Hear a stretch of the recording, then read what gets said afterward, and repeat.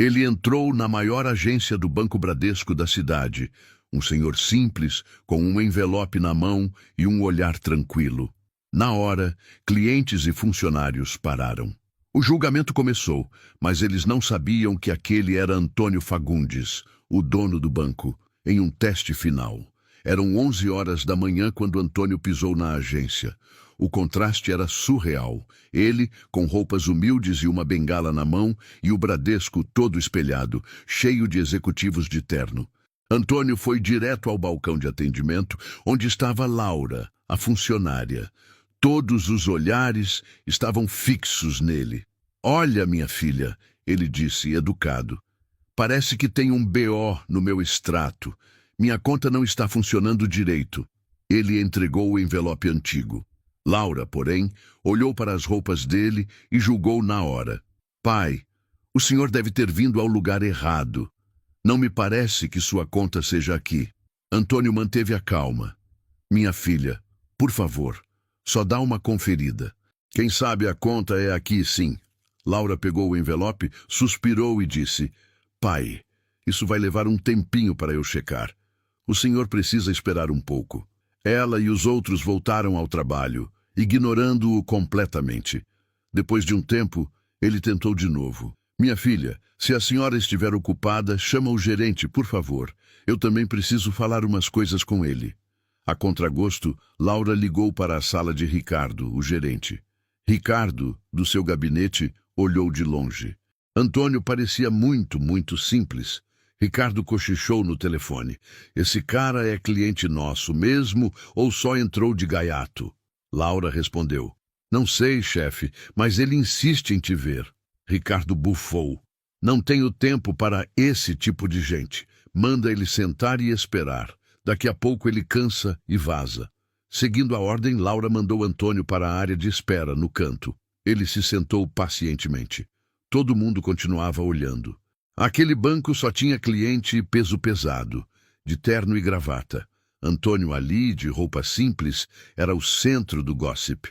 Comentários maldosos chegavam aos ouvidos dele, mas ele ignorava, mantendo a paciência. Ele sabia que o teste ainda não tinha acabado. Nesse meio tempo, um funcionário de um cargo mais baixo, chamado Pedro, voltou de um serviço externo. Ele viu o alvoroço. Notou o velho sentado no canto e ouviu a fofocada. Chamavam o homem de mendigo. Diziam que era impossível ele ter conta ali. Pedro sentiu um aperto. Indignado com a falta de humanidade, ele foi direto a Antônio respeitosamente. "Seu pai, o senhor veio fazer o quê? Qual o problema?" Antônio respondeu: "Tenho que falar com o gerente. É um assunto importante." Pedro prometeu: "Tá bom, pai. Espera aqui que eu vou lá falar com o chefe agora mesmo." Pedro entrou no gabinete e falou sobre o senhor. Ricardo cortou: "Eu sei, fui eu que mandei sentar. Fica tranquilo, ele vai embora. Vai fazer seu trabalho e não se mete nisso." Pedro voltou para o que estava fazendo, mas o incômodo persistia. "A atitude do gerente Ricardo está te revoltando? Será que ele vai pagar caro por julgar o cliente pela aparência? Fique ligado para a continuação dessa história de superação e lição de moral. Comenta justiça se você acha que o gerente precisa de uma lição.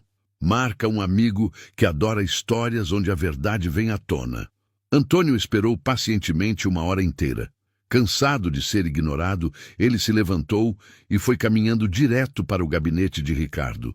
O gerente viu o velho se aproximando e saiu apressado da sala, parando na frente de Antônio. "Sim, meu velho. Fala logo. Qual é o seu problema?" Ricardo perguntou, arrogante. Antônio estendeu o envelope. "Meu filho, dá uma olhada nisso aqui. São os detalhes da minha conta. Não está entrando nenhuma transação. Quero saber o que está rolando." Ricardo nem hesitou, pensando rápido. "Meu pai, quando não tem dinheiro na conta, é isso que acontece. O senhor não deve ter depositado nada." Por isso, parou de movimentar. O velho insistiu, educado. "Filho, por favor, só checa a conta uma vez. Como o senhor pode afirmar isso sem nem olhar?" Nesse momento, Ricardo deu uma gargalhada alta e debochada. "Meu pai, isso é experiência de anos.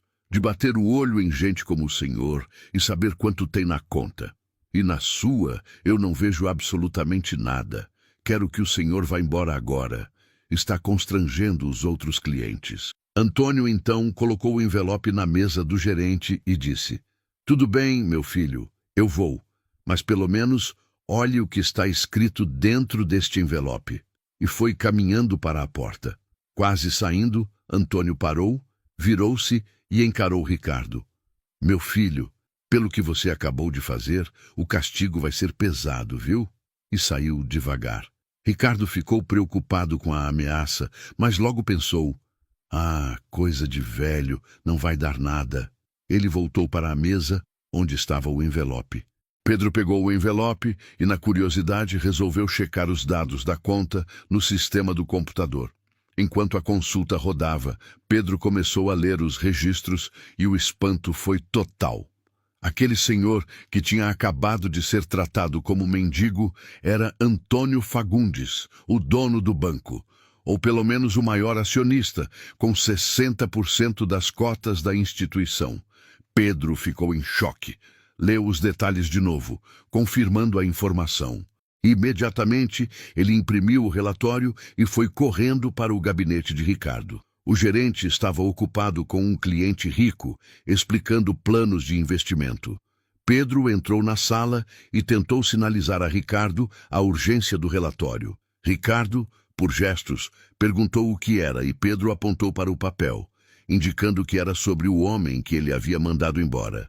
Ricardo, ignorante, virou-se para o cliente e disse: Desculpa, meu irmão, mas não tenho tempo para esse tipo de gente. Ele empurrou o relatório de volta para Pedro, dizendo: Não quero ver isso, não me interessa esse tipo de cliente. Pedro, cabisbaixo, pegou o relatório e voltou para seu trabalho. O alvoroço se acalmou e o caso Antônio Fagundes foi esquecido. Por enquanto. No dia seguinte, exatamente na mesma hora, Antônio Fagundes retornou. Mas, desta vez, ele não estava sozinho. Estava acompanhado de um homem engravatado, segurando uma maleta. Eles chamaram a atenção de todos. Antônio fez um sinal para Ricardo se aproximar. Ricardo, sentindo o baque e o medo, saiu de sua sala. Antônio foi direto ao ponto.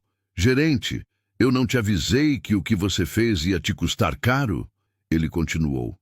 O que você fez comigo ontem foi inadmissível. Prepare-se para o seu castigo. Ricardo tentou disfarçar o pânico pensando: o que esse velho pode fazer? Antônio não deu tempo. Você está fora do cargo de gerente. Seu substituto será Pedro, que já trabalha aqui.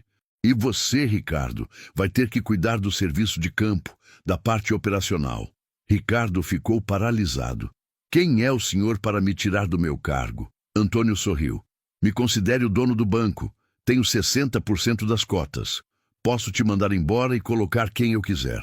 Todos no Bradesco, clientes e funcionários, ficaram chocados. O homem da maleta abriu-a e tirou o documento de promoção de Pedro.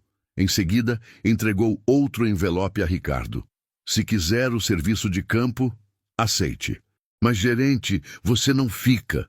O suor escorria de Ricardo, que começou a pedir perdão, desesperado. Senhor Antônio, por favor, me perdoe pelo erro de ontem. Antônio o segurou. Perdão? Por quê? E por que eu deveria te perdoar? O seu comportamento foi contra as regras do banco. Você nunca leu nossa política? Aqui não há distinção entre pobre e rico. Todos serão tratados com a mesma régua. Na verdade, Antônio foi quem fundou o Bradesco e havia estabelecido essa regra de ouro, sem preconceito. Estou sendo piedoso ao te manter no trabalho, Antônio disse a Ricardo. Seu funcionário Pedro, que não tinha nada a ganhar, me perguntou com respeito o que eu precisava. É por isso que ele merece o cargo. Ele sabe tratar o cliente, não o julga pela roupa. Antônio chamou Laura e deu uma bronca nela também. Estou te perdoando por ser seu primeiro erro, mas nunca mais julgue alguém pela roupa. Se você tivesse me atendido direito ontem, eu não teria precisado falar com o gerente e não teria me sentido mais humilhado. Laura pediu desculpas, chorando e prometendo que aquilo jamais se repetiria. Antônio se despediu. Vocês têm muito a aprender com Pedro. Vou mandar alguém para fiscalizar o trabalho de vocês de tempos em tempos. É bom que andem na linha. Antônio e seu acompanhante foram embora. O banco inteiro começou a cochichar. A lição foi dada. É melhor trabalhar direito, porque o chefe de verdade está sempre de olho. O ato de Antônio se espalhou e o Bradesco ganhou fama por ter um dono que realmente se importava com os princípios. Afinal, caráter não se compra com dinheiro. Você já julgou alguém pela capa? Comenta qual foi a maior lição que você tirou dessa história. Deixa o like se a atitude do dono te surpreendeu. Compartilha este vídeo com 3 amigos.